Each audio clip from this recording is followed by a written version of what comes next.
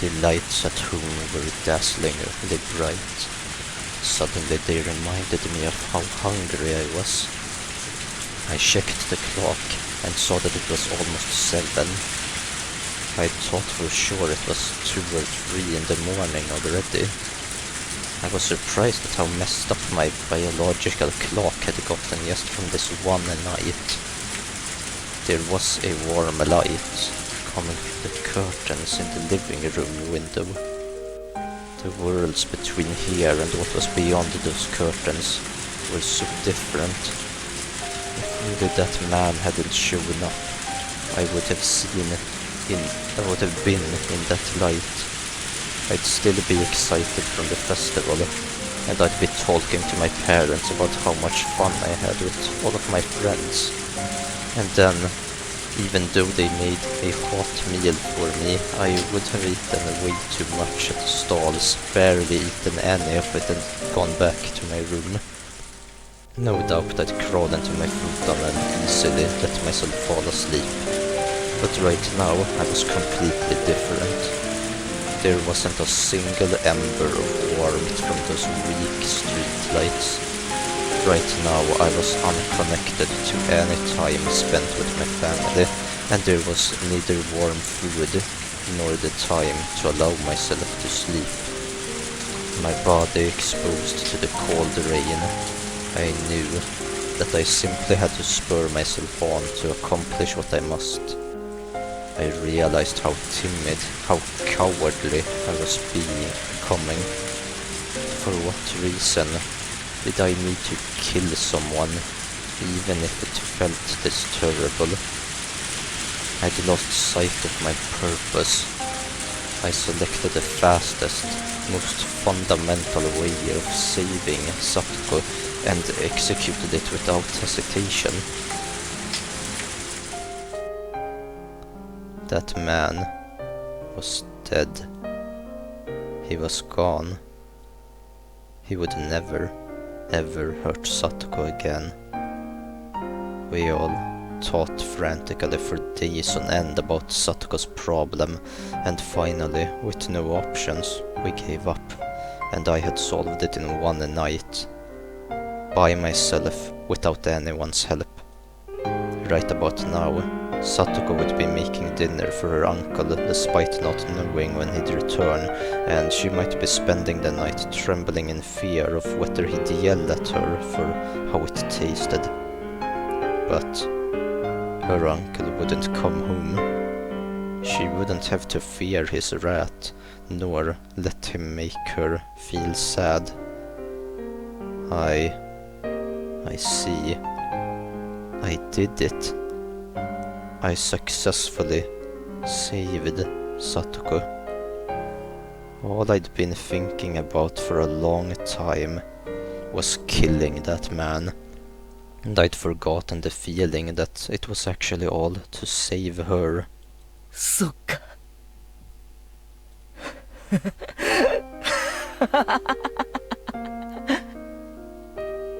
I did something good. That's right.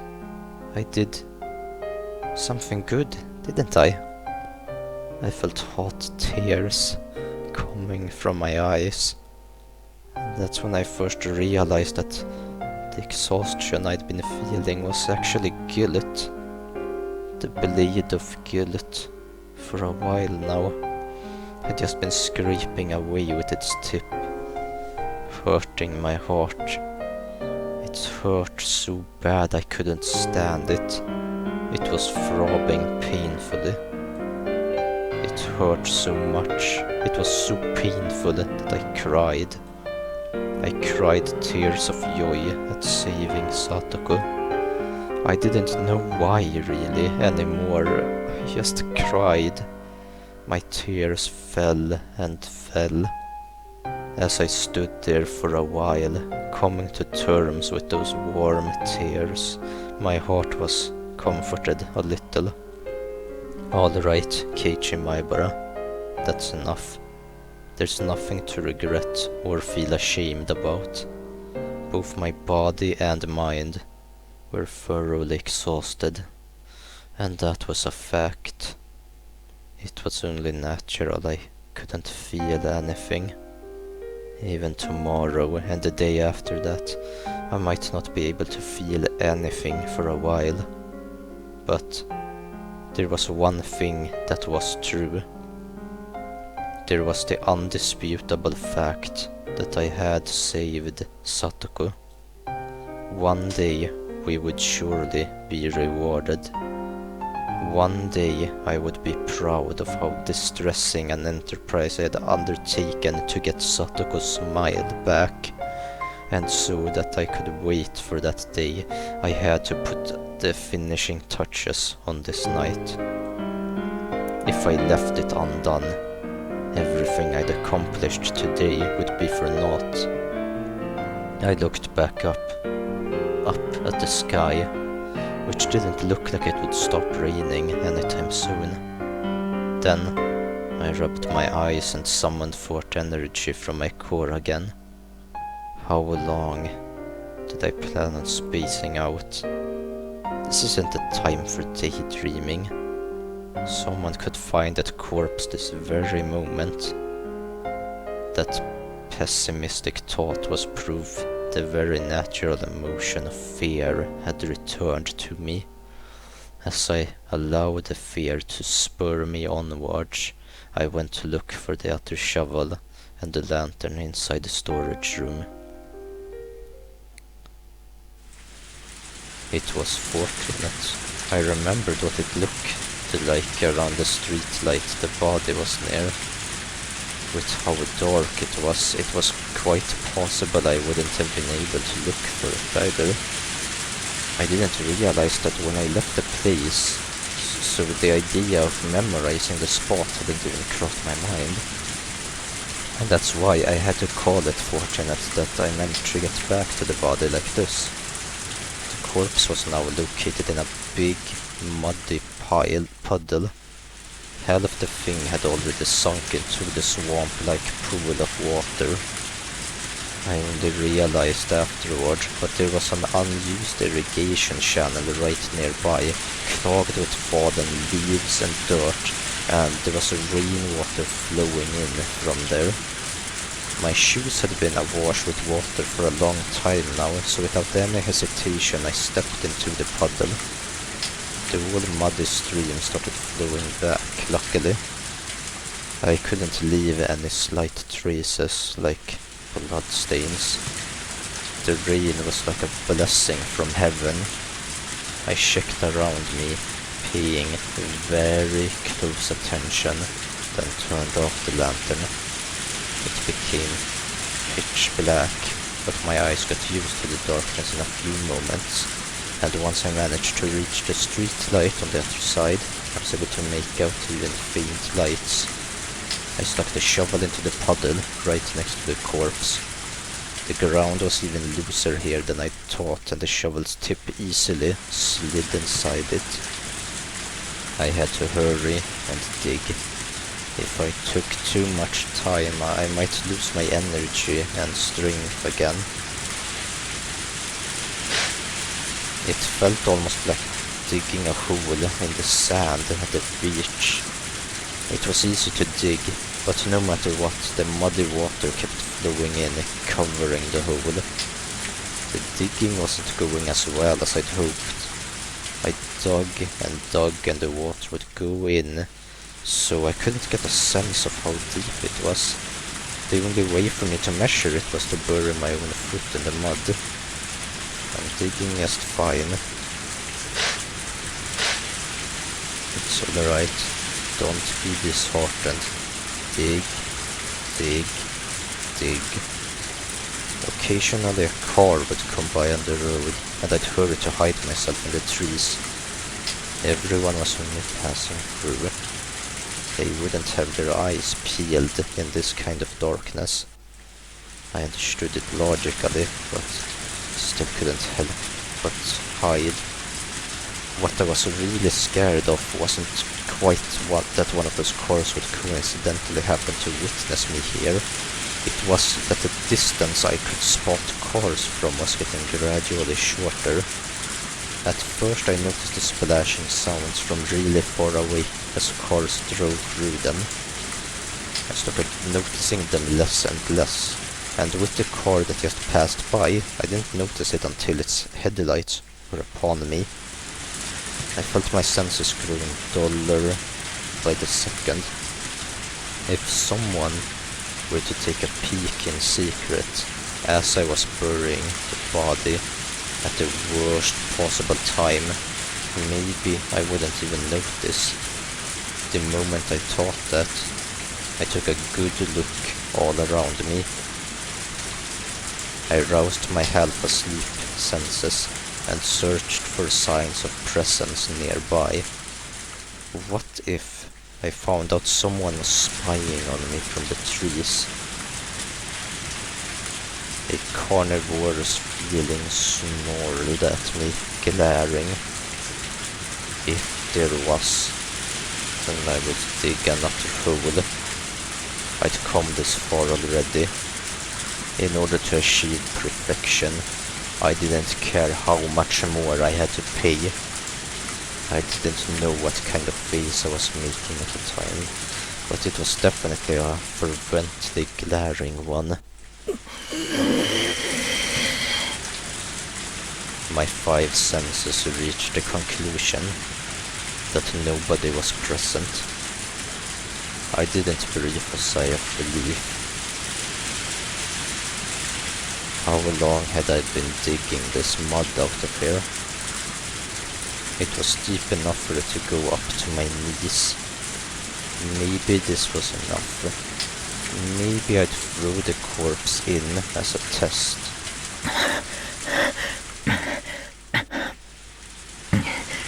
I swallow, getting my breathing under control.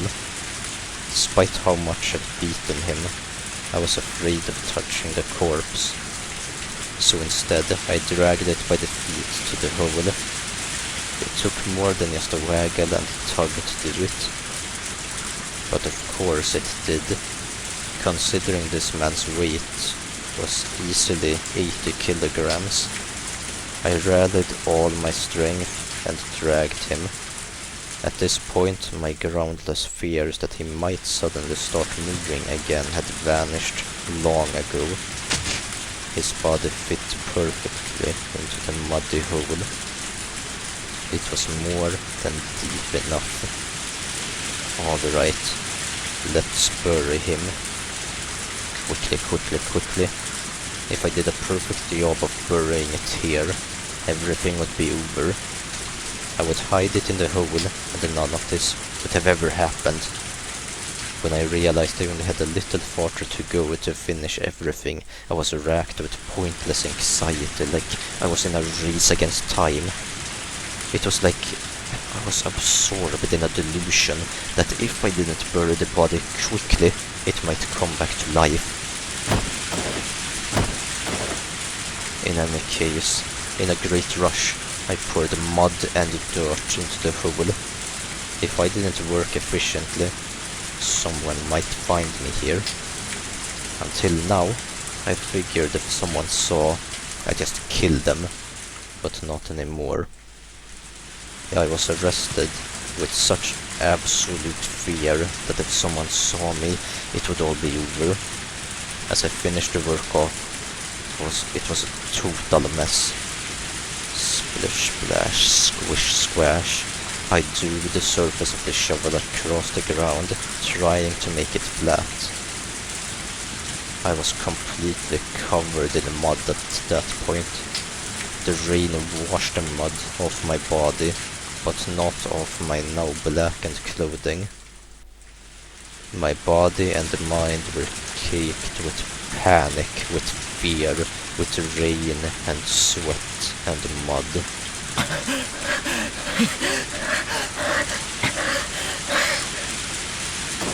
My shoulders heaving, I threw down the shovel and sat down in the mud. I was so exhausted that I wanted to lie down right here and sleep. It was over. This time, for real. It was over. The man was now in the bottom of the wet dirt. Right this moment, there were traces that this place had been dug up, but the rain and flowing muddy water would completely cover it all within moments. Yes, it was over.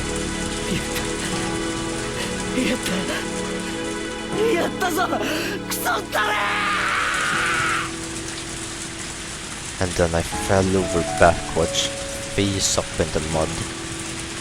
Raindrops pelted my face without mercy, but I didn't care.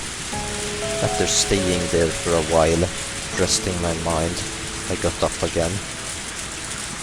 It was over. So, let's go home. You already buried the whole thing, so now it's like it's never happened. It never happened, so there's no reason for me to stay out here and get rained on. I wobbled to my feet. I wouldn't use the shovel anymore. I considered disassembling it, but I didn't have the strength in my absolute exhaustion. I didn't really need to take it apart anyway. Dragging the shovel behind me, I headed towards the light. I stood up my bike. It had been laying in the grass by the road. I didn't know how I was going to get the still assembled shovel into the front basket. I put the shovel down the back of my shirt like I'd done with the baseball bat. Unlike the bat, the corner of it was on my back, making it very painful. Plus, if I relaxed my posture even a little, it would fall out behind me.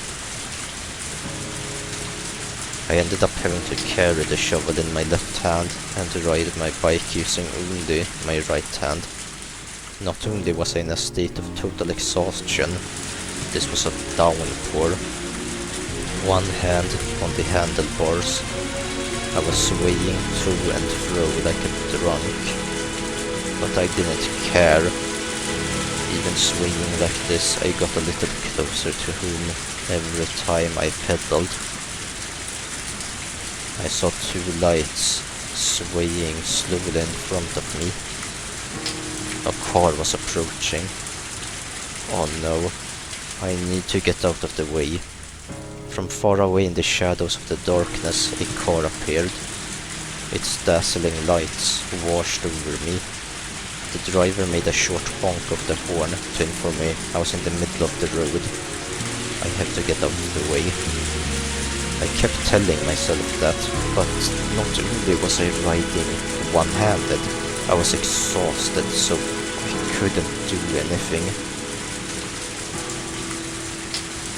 I meandered about, not going to the right or to the left. The driver decided to swerve out of the way right in front of me, and without lowering its speed much, steadily came towards me. Its outline grew larger in my vision, and telling myself again that I really need to get out of the way, I jerked the handlebars in one direction, then lost my balance and fell over, bike and all. My whole body splayed out, and one foot caught in the bike. This was seriously bad. My drowsiness quickly vanished, and just as cold sweat broke out on my skin, the driver recklessly spun the wheel to the left, made a counterclockwise U-turn, and came right up to me and stopped. The driver's seat door opened, and the driver came out. You idiot, what are you doing here? I was pretty sure someone would yell at me like that.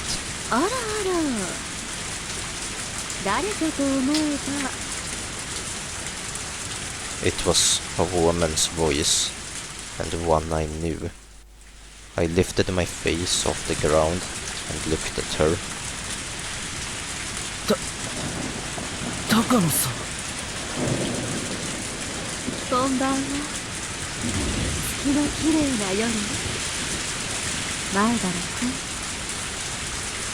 It was raining far too hard to see the moon. Takano-san unfolded an umbrella and smiled as she spoke. That smile was, for some reason, uncanny, like she'd seen right through me. Out of all the people I could have met, I got a sudden feeling that this was the one I wanted to see the least. こんな時間にどうしたのかしら。傘もささずに全身ずぶ濡れの泥まみれで。それは何？シャベル？ She had come here via car. She wouldn't have known what I was just doing, and yet she smiled as though she knew everything. Calm down, Keiichi Maibara. She always makes that mysterious looking smile, remember? Don't let her onto anything, lest you dig your own grave. 噂であなた、ゴルフクラブで野球に参加したそうだけど、そのシャベルも、つまりはそういうこと？傘の代わりってわけかしら？ I should tell a good lie here. If I could just do that, things would work out. レナと宝探しにダム現場に行った時にこれを忘れてきちゃったんですよ。それをこの土砂降りの中取りに。家を出た時は降るとは思いませんでしたので。あら、降り出したのは結構前よ。あなたずいぶん前から表にいるのね。まあそのお付き歩いてましたから。それにしたってあなた向こうからこっちに向かってきたんでしょ。ダムとは場所も方向も正反対よ。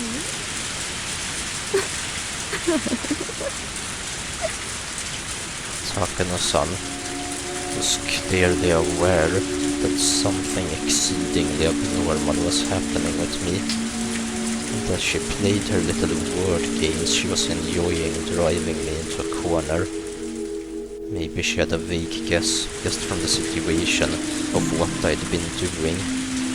My timing really sucked, to run into her of all people, of all the times. At the very end, I could only be frustrated at my terrible luck. I'd done so much, and the end was literally right around the corner.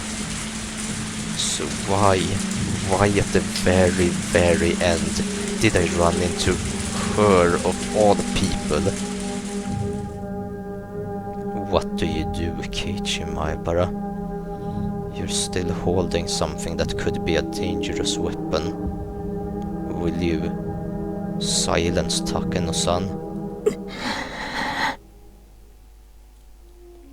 Even if it would be simple to kill Takano-san, dealing with the car she'd come in afterward would be an issue. I couldn't drive a car. It was completely different from a motorbike. But even if the car was here, as long as there was no proof, I killed her. Yes, in tonight's downpour, without any prior planning, all by coincidence, a hit and run.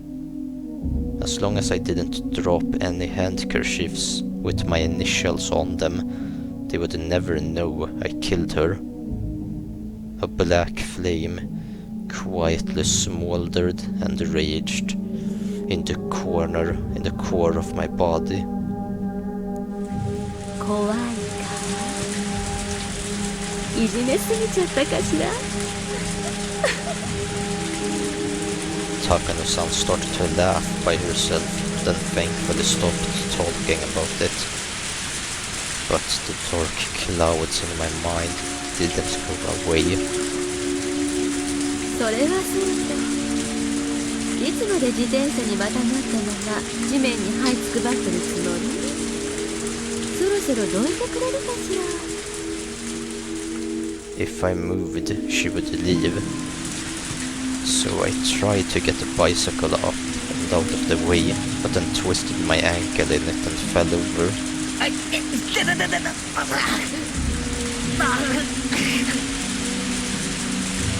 There's a sharp pain in the ankle twisted. This is nonsense. A sprained ankle now. あら、大丈夫？ひょっとしてひねっちゃった？ Takano-san squats down and takes a good look at the ankle I keep rubbing. She compares it to my facial expression, apparently trying to gauge how bad the wound was. 立てる？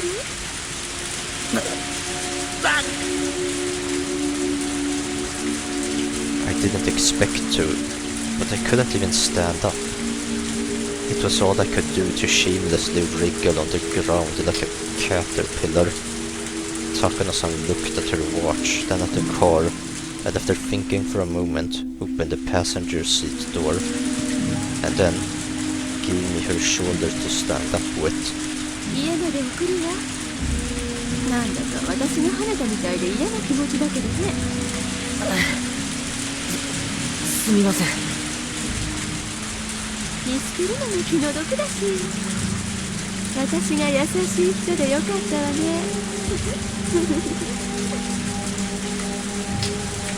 Nobody good has ever called themselves a nice person, but that would have been a terrible thing to say to someone holding me up like this. I took Takano's hands and sat down in the passenger seat. Takano-san went around the back and looked at my bike on the ground. 自転車は後日ってことにはならない？ I could clearly tell from her face that she thought it would be a pain, since it would be heavy and it would get her car dirty. But my bike has the name Maibara written on it. I couldn't leave it out here like this. なんとか車に詰めませんか？ないと困るんで。トランクはもういっぱいなのよ。後部座席なんかに積んだらシートが泥で汚れちゃうわ。まあ、あなたを乗せた時点でもう十分に汚れてるんだけれど。I turn back to the back seat and see someone's folding bicycle there already. It still looked big enough to fit my bike in there as well. My expression reflected my thoughts, and the exact thoughts seemed to get through to her. わかったわ、わかったわ。積んであげる。今夜だけはお姉さんも優しくしてあげるわ。Takano-san continued with her mean jokes, but she hoisted my bike and loaded it into the back seat for me. The mean jokes were one thing, but couldn't she do something about that eerie smile of hers? And even more importantly than the bike, I didn't want to leave the shovel here. The shovel could be directly connected to the buried body and to me. ついでで申し訳ないですけど、シャベルもお願いしていいですか？ Takano-san gave me a clearly dubious expression. シャベル？別にいいけど、大事なもの？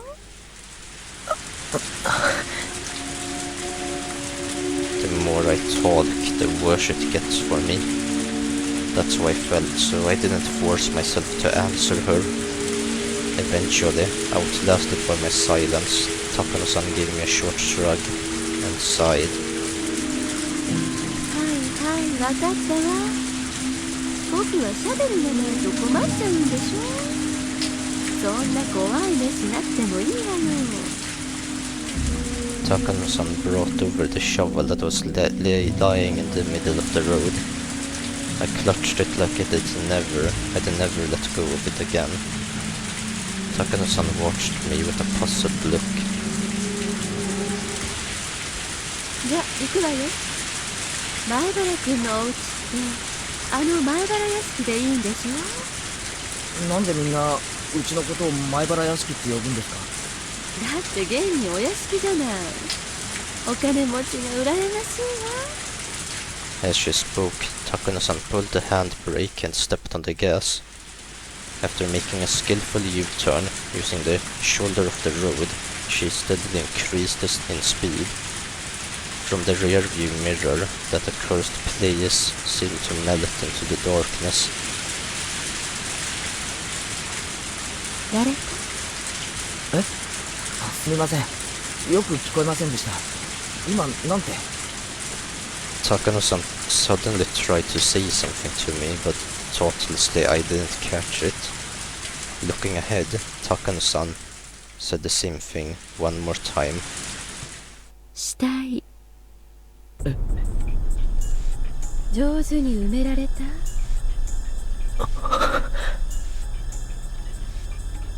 I thought my heart might beat out of my chest, but I didn't let it show.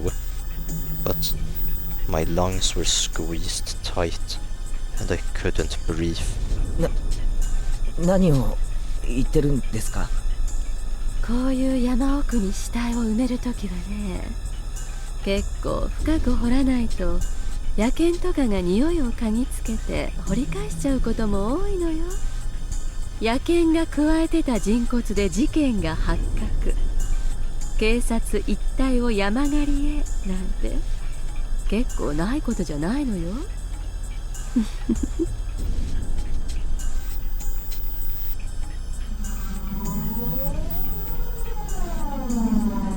Huge, rusted bells started ringing in my head. Had I buried it so deep that I could say it absolutely wouldn't be found? The answer was no. I was in such a rush to bury him and get it over with that I couldn't deny having possibly buried it too close to the surface. No, wait. That's not... wait, anyway. This woman... How does she know? She had just passed by here in her car, by coincidence. And we ran into each other, by coincidence. If she had been watching the entire thing from the trees, and once I left, she came back in her car, it didn't make logical sense. So then... why? Keiichi Maebara. That's it. You need to kill her. My entire body reawakened, and I could feel my pupils dilate. I couldn't possibly beat her to death with a shovel in such a small car. Then I would use my hands and strangle her. But she was driving right now. If I strangled her, we might get into an accident. Then, suddenly, Takano-san turned and looked at me. ボケもツッコミもなし。 For a moment I was surprised. What was she talking about? 私たちあんまり相性は良くないみたいね。 Takano-san said, disappointed, returning her gaze ahead.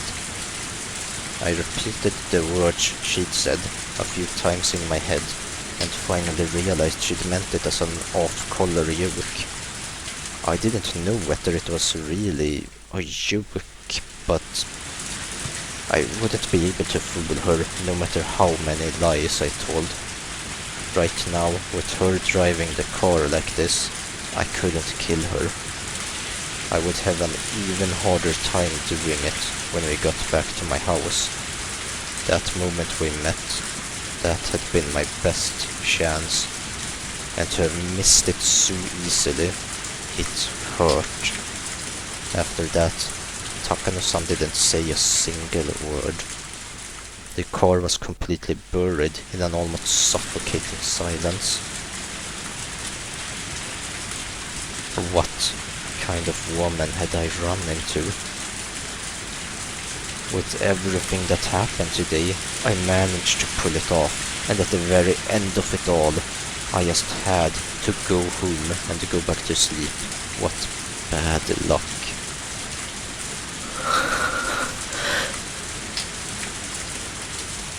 As my sleepiness gradually overtook me, the anxiety I felt steadily started to matter less and less. Is this alright, Keiichi Maebara? You probably should not leave this woman alive. Right now, I'm tired.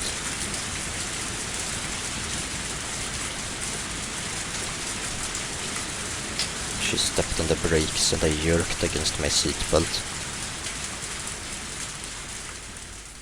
That woke me up. I thought I must have fallen asleep by accident. I looked out the window and there was a big building with faint lights on. It was really dark out, but I knew immediately it was my house. 今ご家族を呼んでくるわね。少しの間だけど一人でお留守番できる？バカにしないでください。それにほら、もう大丈夫です。一人で歩けますから。あらあら、さっきは痛そうな顔して肩まで借りたのに、ひょっとしてお姉さんに甘えてみたかったから？ As Takano-san spoke, she left the car and opened up her umbrella. The sound of falling raindrops was fierce as always.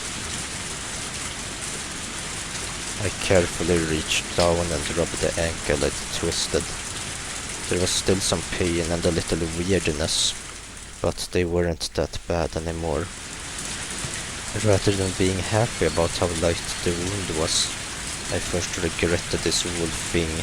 If I hadn't twisted my ankle, I would have still taken the option of killing Takano-san right then and there. There probably wasn't much doubt that Takano-san was convinced I was involved in some sort of crime. If she knew about everything happening with Satoko, then she might have even guessed I'd killed somebody. Takano-san opened the passenger side door for me. 本当に肩は必要ないかしら？もう一回だけ甘えてもいいのよ。I ignored her and answered by getting out of the car myself. The rain was still pretty intense. I got my bicycle out of the back seat. I was a bit curious who the other bike belonged to, but that didn't matter right now. I let Takano-san hold the umbrella over me, then pushed my bicycle up to the front door. ありがとうございます。もうここまでで大丈夫です。 My ankle hurt so much earlier, and it still did, but it aggravated me that it hadn't even been that bad. It was really seriously terrible luck. じゃあ、私はこれで失礼するわね。前原君と二人きりで夜のドライブだったなんて。特に二郎さんにはね。Jiro-san? Oh, she meant Tomitake-san. I supposed she calls him by his first name. His full name must be Jiro Tomitake then. And then, the other bike, the folding one in the back seat that I didn't care about at first, suddenly came to mind. Hey, excuse me, you're from Hinamitsawa, right? On the day before yesterday, as I walked near the dam, half asleep, Tomitake-san had talked to me. And the bicycle he'd been riding, it was... あの後ろに積んであった自転車、富武さんのですよね。Takano-san's eyes, I think they sharpened for a moment. どうしてそう思うのかし以前に会った時見てますから。フレームも特徴的でしたし。ら。でもおかしくないかしら。この自転車が二郎さんのものだなんてことありえると思う？おかしいって。Takano-san, her hair elegantly fluttering, peers into my eyes. だってひなみ沢には民宿なんてないのよ。なら二郎さんは町に泊まっていることになるわよね。そうなんですか？まあそうならそうなんじゃないですか。町からひなみ沢まではとても歩いてなんか行き来できないわよね。バスだって走ってないし、せめて自転車くらいはなきゃね。 She didn't need to tell me that. That's why Jiro-san was riding a bike.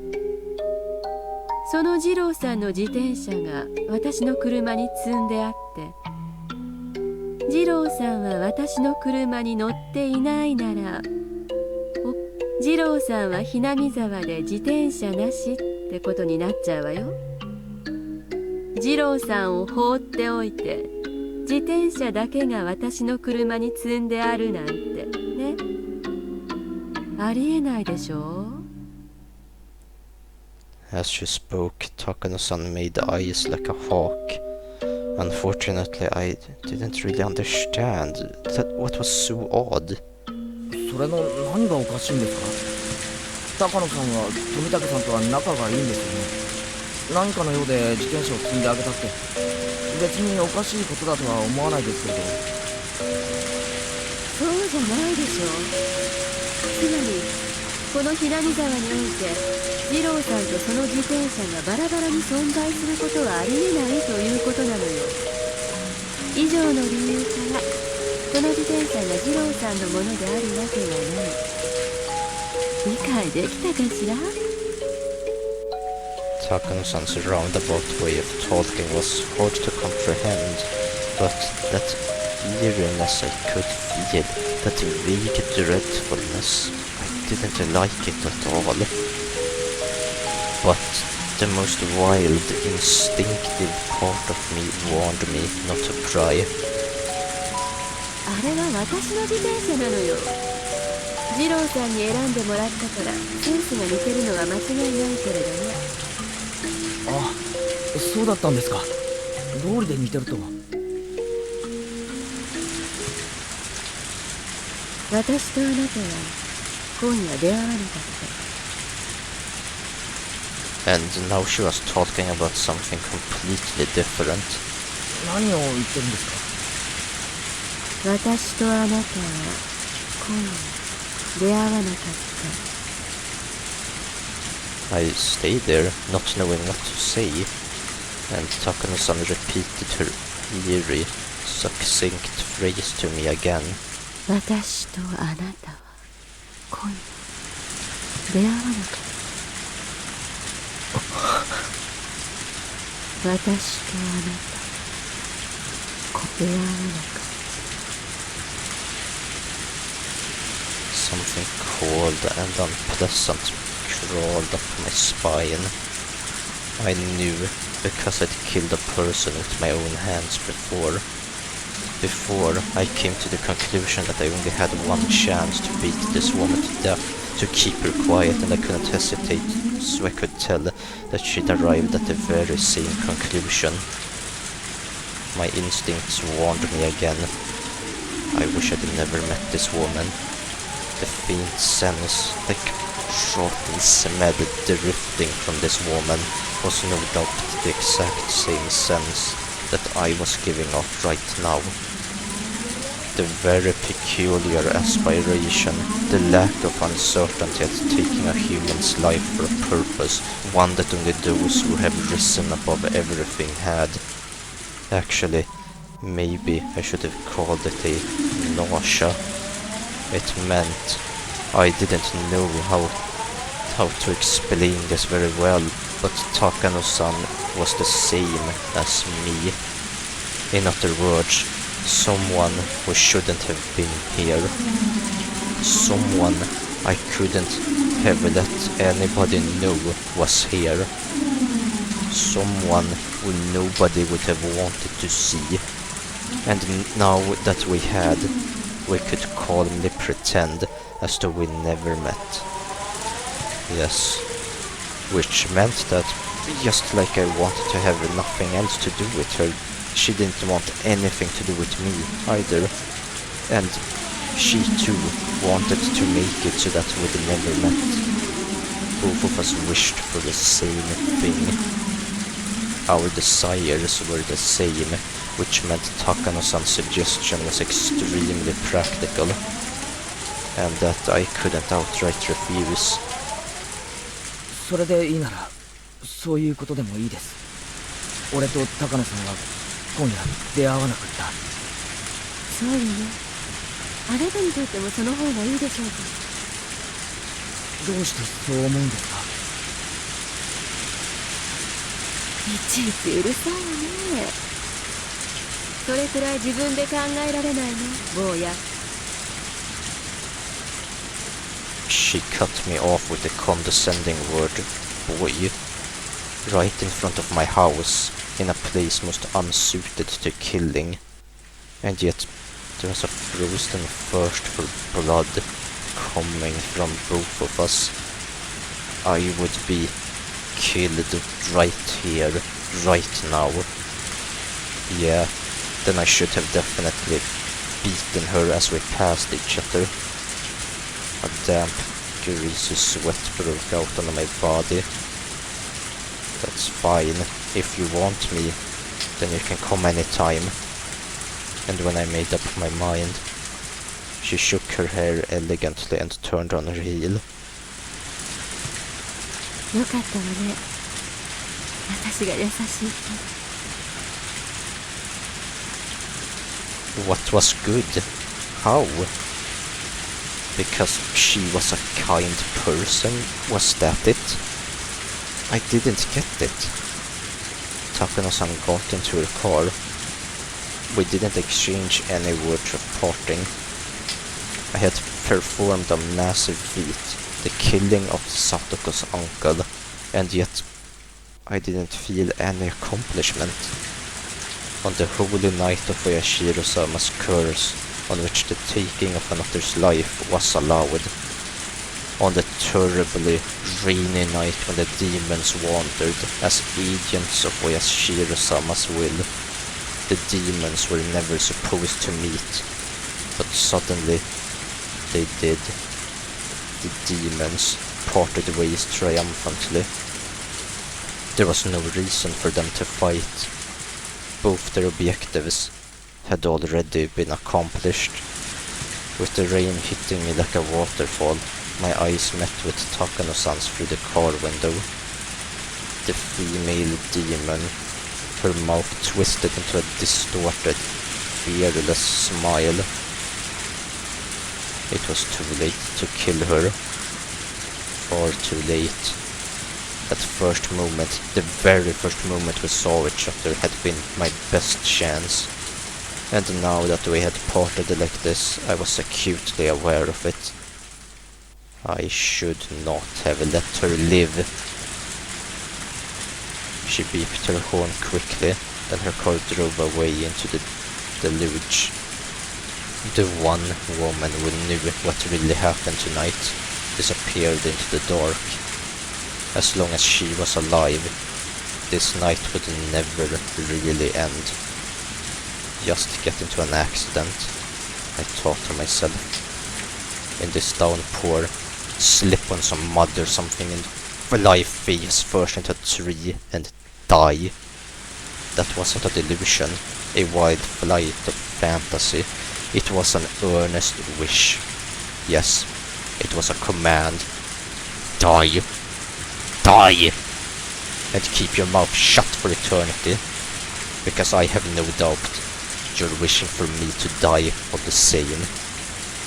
My curse upon her faded emptily as Takano-san's tail lights disappeared into the utter darkness. Her car's lights were completely out of sight now. Even the sound of the engine faded into the sound of the heavy rain and was inaudible now. I, too, turned on my heel to draw the curtains on this insane night, to open my front door and end it all. I began walking towards the front door. I was covered in mud, and I made a squishing sound with every step I took.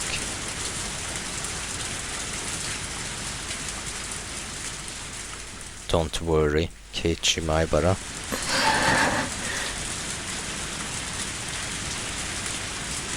She'll die.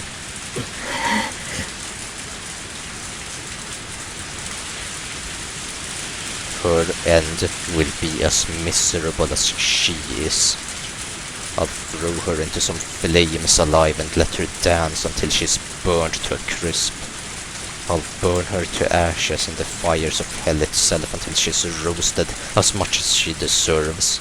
そう願うぜ。本気でな。Huh? Just now, I hadn't taken a step, and yet a footstep. Without emotion, I turned around. If there was a footprint that wasn't my own, then it was obvious someone else was behind me. Was somebody else there? I was sick of this. Whoever it was, I was sick of everything tonight. This time, I would kill them. I'd kill them without a second thought. I wouldn't hesitate to turn around and dig another hole.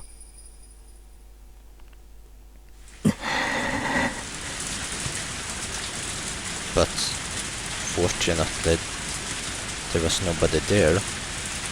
I wasn't going to have to kill any more people tonight. This night, I couldn't handle any more of it. Even if I heard an extra footstep each time I stopped, I put it down to me as being tired.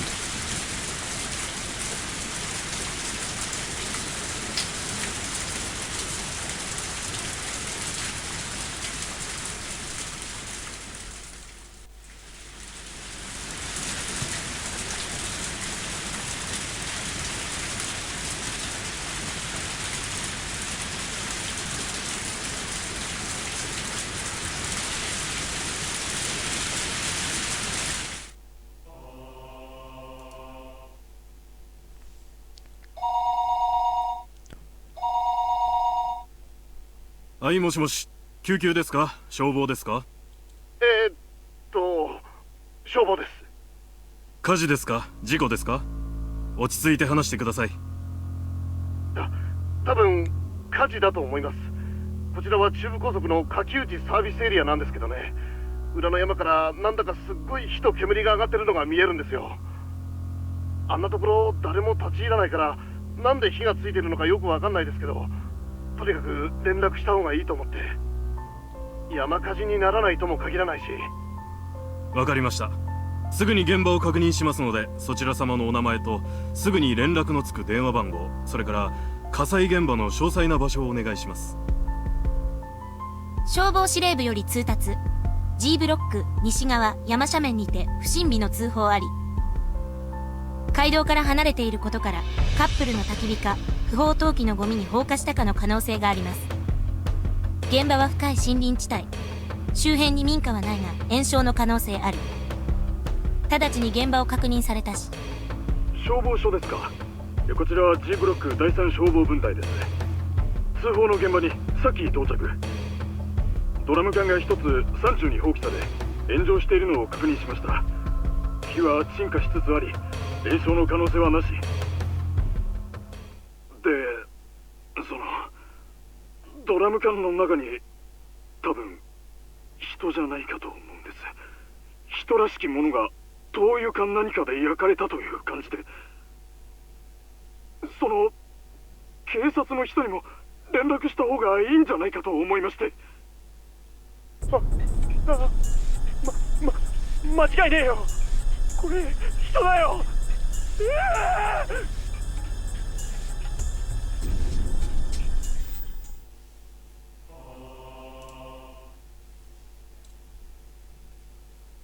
今年のたたりってことっすかね。そういうことになるんですかね。毎年いろんな殺し方を見せてくれますが、今年は特に際立っていますね。自分で自分の喉をかき破るなんて普通じゃないっす。あとは鑑識のじいさまに任せましょう。きっと何かの怪しげな薬物を検出してくれるに違いありません。お疲れ様です。お疲れ様です。あ、大石さん、小宮山さんたちが到着しました。大石さん、お疲れ様です。今年は一等来てるのが出たらしいじゃないですか。裏を書かれました。私はてっきり今夜死ぬのは北条哲平だとばかり思ってたんですがね。仏は何者です？富武二郎。年に何回かひなみ沢に来てる趣味の写真家さんです。ノーマークだったな。どうなんでしょうね。北条宅にずっと張り付いてたのがバレてターゲットを変更したとかかなあ。恨めったな。で、北条哲平の方は何も問題なし？ねえ、夕方頃に娘が祭りに出かけて、その少し後にバイクで出かけまして、先に娘が帰ってきて、あれまだ帰ってないかな。どっかで飲んだくれてるのかな。大石さんいらっしゃいますか？高杉課長からです。1号車の無線にお願いします。